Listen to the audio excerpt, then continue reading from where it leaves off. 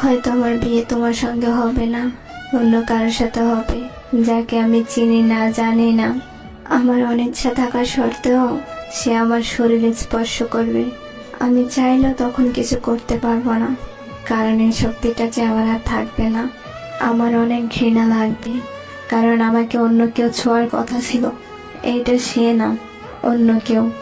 তখন আমি খুব কান্না করব, আর সে মনে করবে আমি সুখে কান্না করছি। কিন্তু সে বুঝবে না এইভাবে প্রতিদিন এক একটা রাত আমার কাছে ধর্ষণের রাত। তখন যে আমার কিছুই করার নাই, আমি একটা কাগজে স্বাক্ষর করে আমার নিজের জীবনটা অন্যের হাতে তুলে দিয়েছি। প্রতিদিন তার পরিবারের মন জোগাড় করে চলতে হবে আমাকে। কিন্তু আমি তো তোমার পরিবার নিয়ে স্বপ্ন দেখেছিলাম, তোমার পরিবারের মানুষগুলোর মন জয় করে চলবো স্বপ্ন দেখেছিলাম। অথচ দেখো, আজ কিছুই হলো না। এক সময় এসবে আমি অভ্যস্ত হয়ে যাব, তারপরে হঠাৎ একদিন জানতে পারবে আমি মা হব। এইটা তো একটা নারীর জীবনে সবচেয়ে সুখের দিন। কিন্তু আসলে কি আমি ওই দিন সুখী হব? না, হব না। ওই দিন চিৎকার করে কাঁদতে ইচ্ছা করবে, কারণ এই বাচ্চাটা আমাদের ভালোবাসার চিহ্ন না। তারপরও তাকে এই দুনিয়াতে আনতে হবে, কারণ বাচ্চাটার তো কোনো দোষ নেই।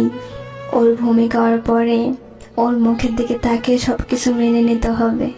একসময় তাকে বড় করা, স্কুলে নিয়ে যাওয়া, তাকে মানুষের মতো মানুষ বানাতে গিয়ে কখন যে 50 পেরিয়ে চুল পাকতে শুরু হয়ে যাবে বুঝতেই পারবো না। এর মাঝখানে তোমাকে অনেক মনে পড়বে, তখন লুকিয়ে লুকিয়ে অনেক কাঁদবো। তারপরে দিন শেষে দীর্ঘশ্বাস ফেলে আবার ব্যস্ত হয়ে যাব। তারপরে হয়তো কোনো এক রাতে ঘুমের মধ্যে চলে যাব না ফেরার দেশে। সেদিন হয়তো তুমি আর জানবে না, হয়তো আমার কথা মনে করে গভীর রাতে তুমি আমার জন্য চোখ ভিজাবে। হয়তো ভিজাবে না, আর নয়তো ভিজাবে, কিন্তু আমার মনের কথাগুলো অবশ্যই থেকে যাবে।